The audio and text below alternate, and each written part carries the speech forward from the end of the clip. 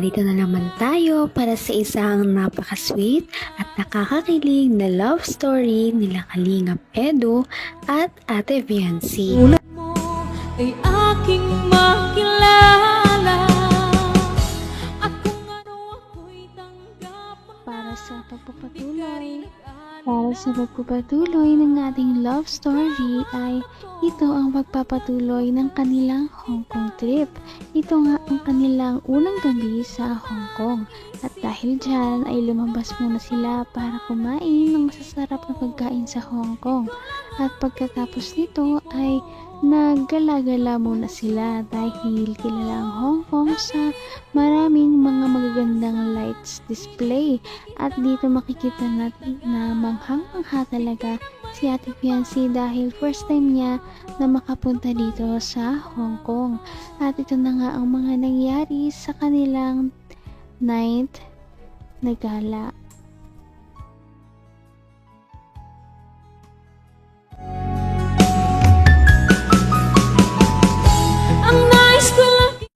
May mga photo bombs eh.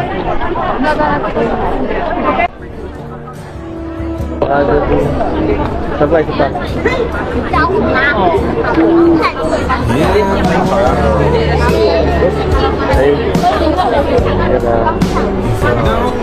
Ay, parang ganda sumakay dun, oh. Nakasakay na kami dyan dati. Dito sa yung may Mahilig ka ba sa ganyan? Takot ka sa dagat? Hindi. Hindi man. Ano kaya meron? Iba pa rin sa mga pinupuntahan sa Manila, no? Nakikita ko lang sa TV. Nakikita mo sa TV ganito? Ang ganda, no? Iba pa rin pala pag iba pa rin. Ang linis, ang ganda. Dito tayo, ganda lang. Dito nakatap tayong selfie. Mas maganda din ito.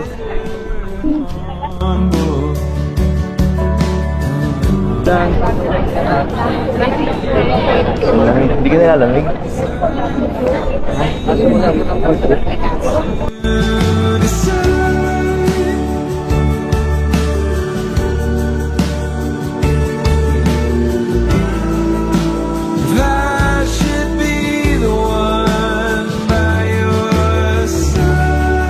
Grabe, parang walang katapusan ng mga...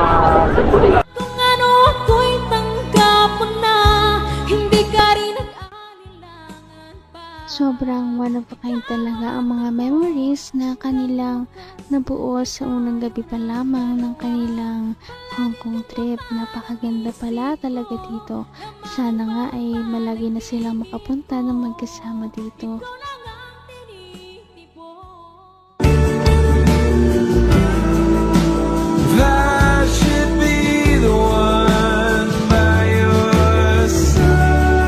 Grabe, parang walang katapusan ng mga... Hindi ka rin dito sa puntahan.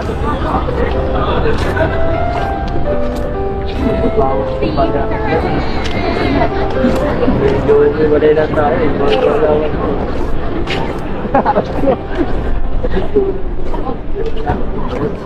Alam mo ba, dito ligan dito ang pagiging public. Kaya gagayahin na ng tig ka kaunti. Gagayahin na ng konti sila. Pagod. Ay, grabe. Sabi ko na eh. Nangangatog na ang tungkod ko. Ang sakit na rin ang likod ko. Ayun na talaga ako sa lamig. Ha? Pahinga. Ikaw naman, pag nandito ka, okay naman. Napabawas-bawasan. Buti na lang. Lagi kang ano ngayon. Dumidikit. Lagi kasi ano eh. Pag palagi kang kasama yun, nakakahiya eh. So, nice. Ano yan? Sabi mo gusto ko Joke lang. Sige na, sige na. Sanay ka na.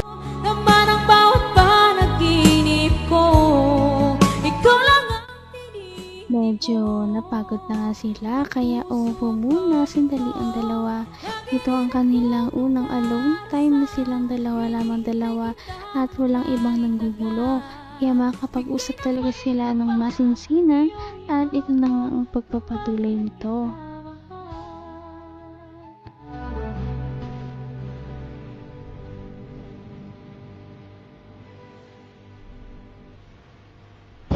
Ay, teka lang, may ano lang ako, may kukunin lang ako. Teka lang, dito ka lang ha. Hindi mo na ako magitan. Mabilis lang.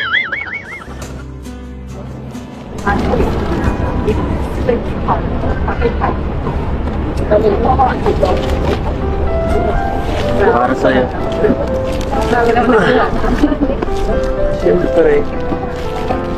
Para sa'yo ito. Pinag-important ko to ha. Nakita nagbibenta ng black. Alam mo, marami akong kakilala dyan na pwedeng bigyan ng tulong para makapagbili nito. Oh, Happy Valentine's Day. Yan ha. Hindi ako halos pagbibigay ng ganyan sa mga tao. Bihira lang yan, kaya swerte mo. Swerte mo kasi sa mga mahalagang tao ko lang binibigay yan. Isa ka din.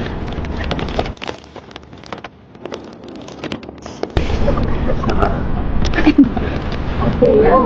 so, pinakamahalaga.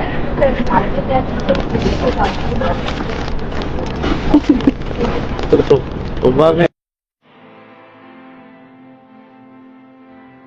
Grabe, sobra-sobra na. Grabe na, may flowers pa. Hanggang wakas ay tayo ng dalawa. Palagi kang naman ang isip ko. Grabe naman talaga ang sweetness ni Kalingap Edu. Biruin mo yon, naisip niya pa talaga na bigyan si Ate Biancy ng bouquet ng flowers sa pagpunta nila dito. Ito ang unang natanggap ni Ate Biancy ng bouquet ng flowers sa ibang bansa. At galing ito kay Kalingap Edu, kaya nakakilig talaga. O bakit? Grabe, sobra-sobra na. Grabe na, may flowers pa. Siyempre. Dapat natutulog lang ako. Siyempre para tuloy-tuloy ang saya. No? Yan ang makiuso naman tayo kahit pa paano.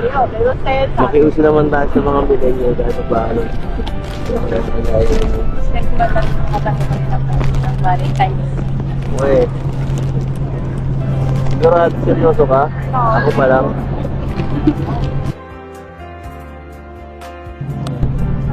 Bakit? Wala ba akong binigay last year?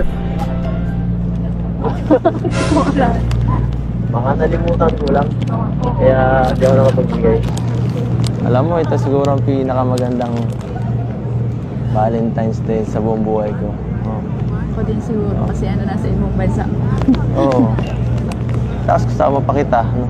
Kaya doble ang saya. Ito mga ganung bagay na ko lang to eh. Nai-imagine ko lang to eh. Nai-imagine ko sa utak ko. No? Kasama mo yung taong mahal mo. Ka lang. Masaya lang. Nakatambay lang sa So ganito, simpleng lang. Diba? Napaka-romantic. Napaka-special. Lalong mapafall na talaga nito si Ate Biancy sa mga ginagawa at moves ni Kalingap Edu sa kanya. Dahil ito ang kanyang first time na mabigyan ng flowers at nasa ibang bansa pa. Kaya naman nabangan din natin ang mga susunod nilang mga kilig moments sa ating mga susunod na video. Napaka-sweet talaga nila at napakabait ng tambalang ito kaya maraming sumusuporta. Kaya naman sana ipatuloy natin silang suportahan at mahalin si Biancy, si Kalingap Edu at ang Kalingap team. Yun lamang at maraming salamat sa panonood. Abangan natin kung magkakatuluyan ba talaga si Kalingap Edu at Biancy. Hanggang sa muli! Bye! Ngayon'y abot